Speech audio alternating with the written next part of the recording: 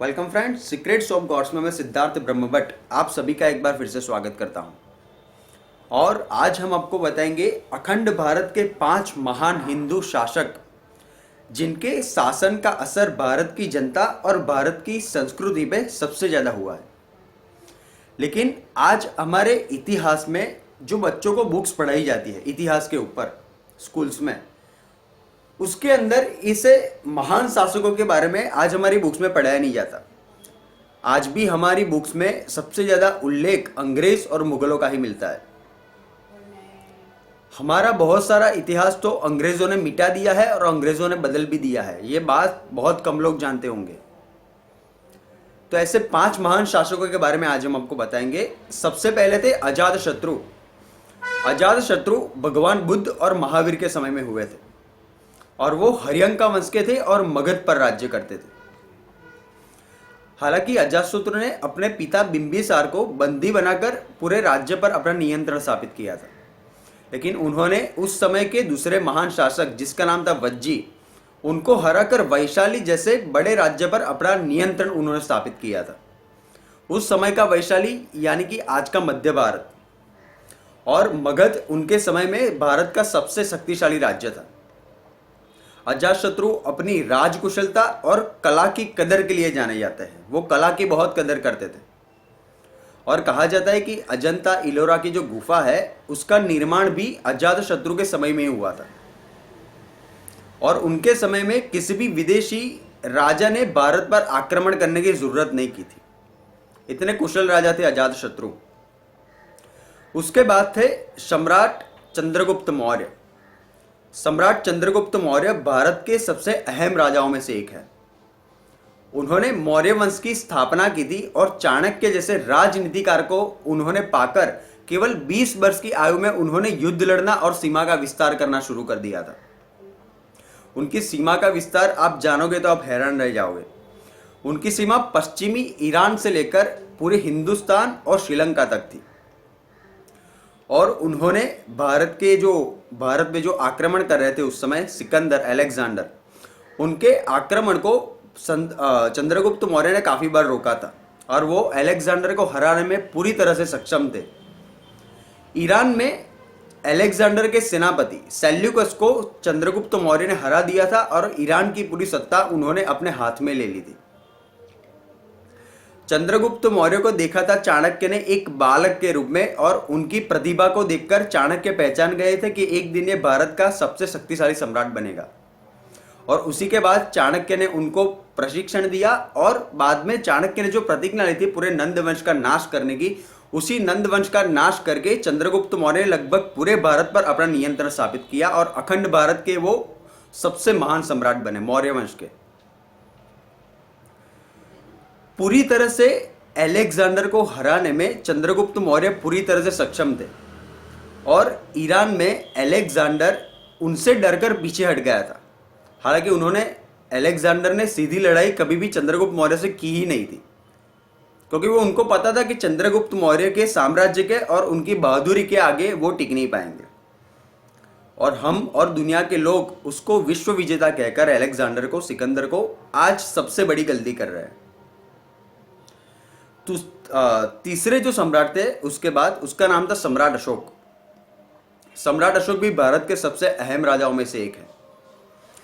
सम्राट अशोक की सीमा का विस्तार भारत में जितने भी राजा हुए हैं उनमें से सबसे ज्यादा उनका था। उनकी सीमा अफगानिस्तान से लेकर ईस्ट इंडिया में बर्मा तक थी, म्यांमार तक, और कश्मीर से तमिलनाडु तक उनका राज्य चलता था, उनकी सत्ता थी। हालांकि सम्राट अशोक अपने शुरुआती दिनों में बहुत ही कठोर राजा थे, इसलिए लोग उनको चंड अशोक के नाम से भी जानते थे। लेकिन कलिंग के युद्ध में जब उन्होंने लाखों लोगों का संहार देखा, तब उनका हृदय परिवर्तन हो गया और उन्होंने विस्तारवादी नीति छोड़ दी और उसके बाद बौद्ध धर्म अपनाकर उन्होंने बौद्ध धर्म का प्रचार अपने एक पुत्र और पुत्री के माध्यम से किया। भारत के अलावा जितने भी देशों में आज जो बौद्ध धर्म प्रचलित हुआ है उसका सबसे बड़ा योगदान, उसका श्रेय सम्राट अशोक को जाता है।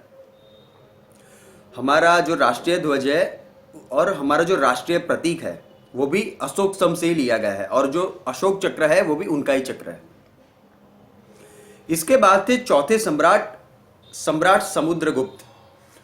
सम्राट समुद्रगुप्त भारत के अहम राजाओं में से एक है, क्योंकि उनके समय में भारत की प्रजा सबसे सुखी, सबसे समृद्ध थी।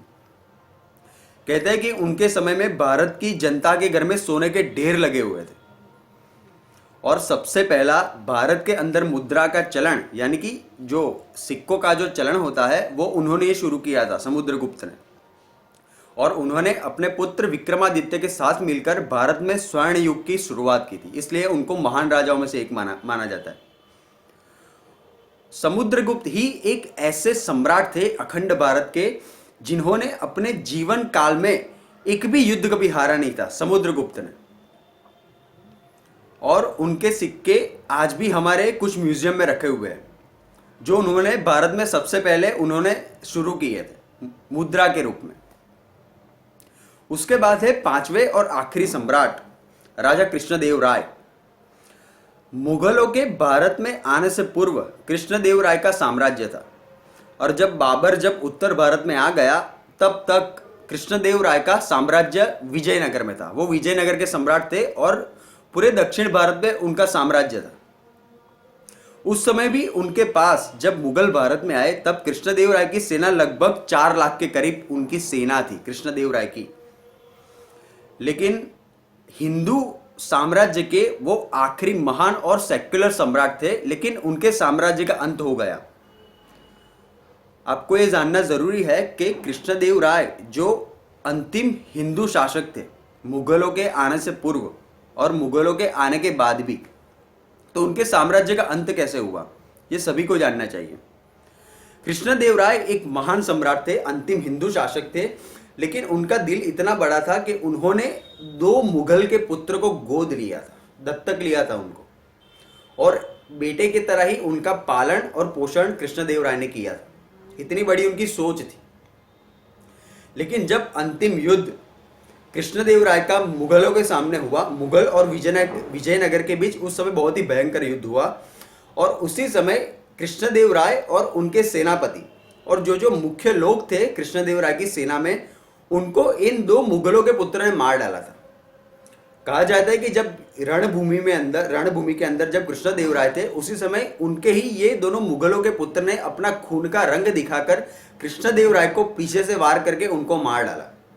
और कृष्णदेव राय, उनके सेनापति और कुछ मुख्य लोग जो उनके सेना के थे, उनकी मृत्यु से पूरी सेना उनकी बिखर गई, और कृष्णदेव राय का जो साम्राज्य था विजयनगर, उसका अंत बाद में हो गया। इसी तरह से हमारे अंतिम सेक्युलर राजा जो हिंदू थे, हिंदू सम्राट थे कृष्णदेव राय, उनके साम्राज्य का अंत पूरा हो गया। तो यही हमारे 5 सम्राट थे। तो धन्यवाद। आप प्लीज हमारे चैनल को सब्सक्राइब करें और अपने कमेंट्स भी दीजिए। Thank you.